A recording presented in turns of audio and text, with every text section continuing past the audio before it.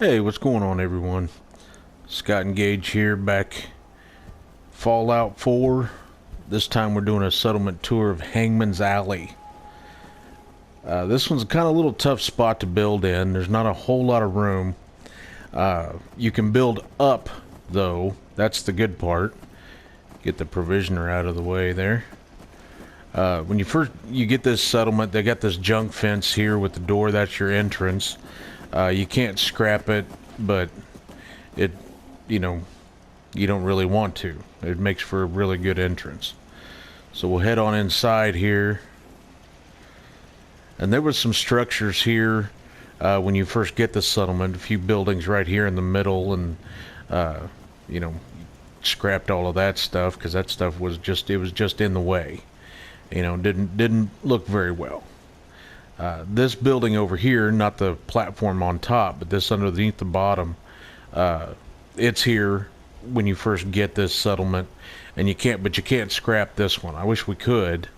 I can think of a lot of better ways to use this corner than just having this thing in the way, but you know, you got to make do with what we got here. So in this little hut, I just placed a couple little small beds. Got the cooking station. I did put a soda fountain in here. I don't have a bar in this settlement. Not really much room. There's Strong there. I got, if you go to Far Harbor and you meet a super mutant named Erickson, it sells dogs. I pickpocketed his outfit off of him and gave it to Strong. I thought it was the best looking super mutant outfit I've seen.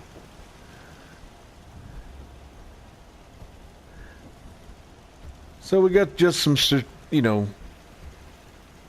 pretty good defense sitting around, you know, up on top and everything. I got the one guard there. There is two more entrances back in the back, but I've got them all blocked off. Just put the Brahmin underneath here, and he stays real close to the feeding trough, so that way he's not in the way. And then I just use the scaffolding a lot to make it look like things weren't really floating. Added this. This is from the Vault-Tec DLC. The weight bench actually adds happiness to your settlement. So that's why I like having that down. Then we'll come around to the back side up to the platform up on top. And this is where I put my workshop back here. Got the chemistry and the armor and the weapons benches back here, and then I was able to get one of those raider tents up on top of it. I like the way those look. I thought it looked good and it fit in real well down here in this settlement.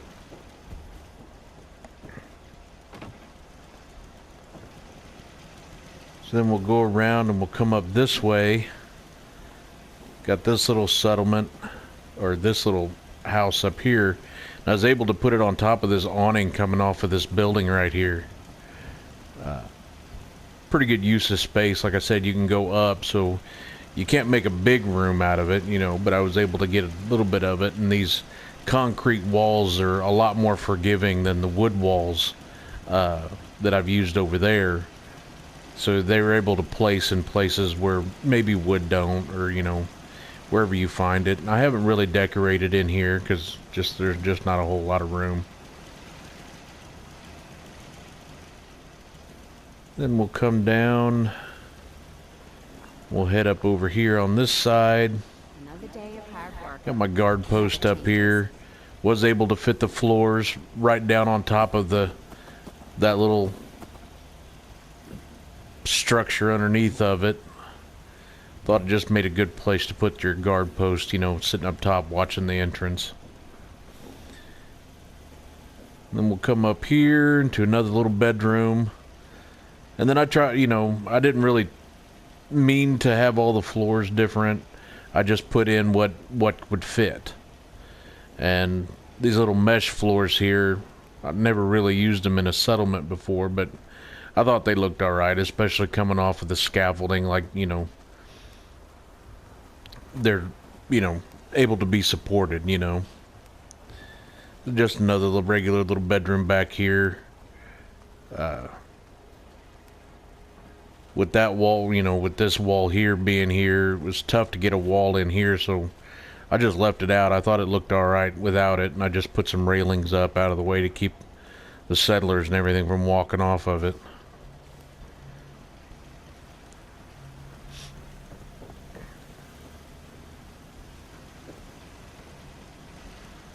And we'll walk around underneath the scaffolding, Town I ever saw.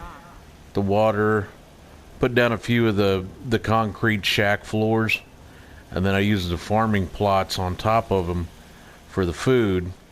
There is dirt back here, but as you can see, I used it for my living space. So I needed a place to put the food, and so this worked, a little raised platform for the food.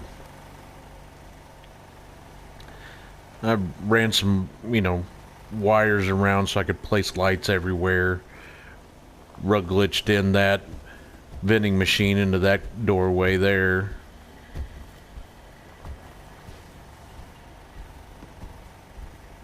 So then I just used the scaffolding to build up and build this little shack up there, and it's connected to all of this over here that's blocking the entrance back there. Then I used the bottom of it just to place a little shop down in this one. I didn't, you know, there's not a whole lot of room in here to go all out with a regular general store type of thing, but I thought that fit in real well and it looked pretty good. Then you got this door up here off of this platform, and it's chained from the inside, so they can't get in from the outside. But you can take that chain off and use it as another entrance if you want. I just wanted to keep it chained up. Sometimes this settlement does get attacked, and sometimes the enemies spawn right back into this area. So I wanted to make sure I had some turrets back here to take care of that problem. We'll head down the bottom part of this, just a little bunkhouse, and you can see I was able to get these pieces right into the wall, you know, right next to the wall there, to kind of use it as the walls of the structure. And then from there I just built up off of that, coming up here, and I've used, you know, some of the bridge pieces to act as supports, and the scaffolding, which I do love. And these little wall pieces here, they do snap to the scaffolding pieces, so it's pretty good to use in situations like this. Get strong out of the way. So then I was able to just make another little room right here. And this is the entrance I was talking about, but I've got it all blocked off here so nobody can get in or out. And then we'll head up again.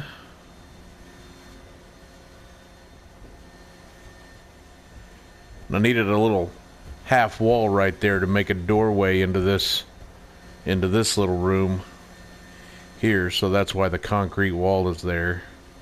And I've got my main generator sitting on top of that.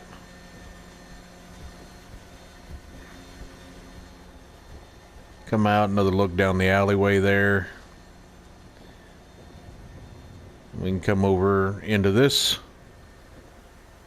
room. You see there, I was able to get it, you know, into the walls a little bit. It just snapped in there itself. I didn't pillar glitch any of this in there. Then I've just added some more beds in here.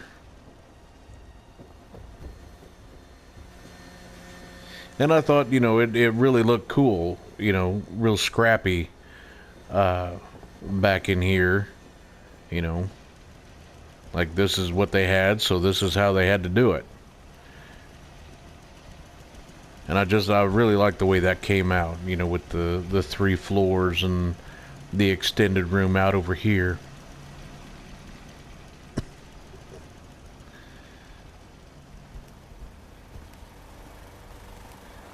And I do have a robot working some of the food, and that freed up one of my settlers for the store there. So I get this settlement to actually start making me some money.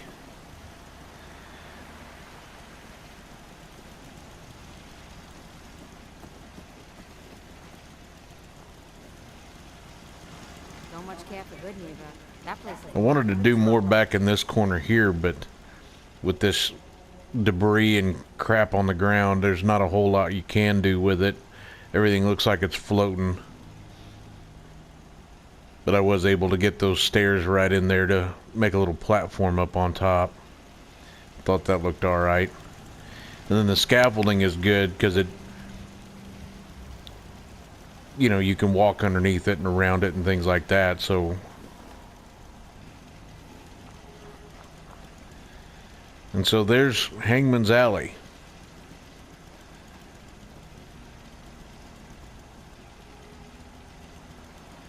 If you enjoyed the video, please hit that like button. I appreciate that very, very much.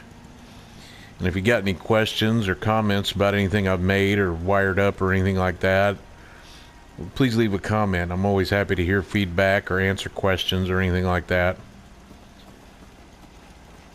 So as always, guys, have a good one. Thanks for watching.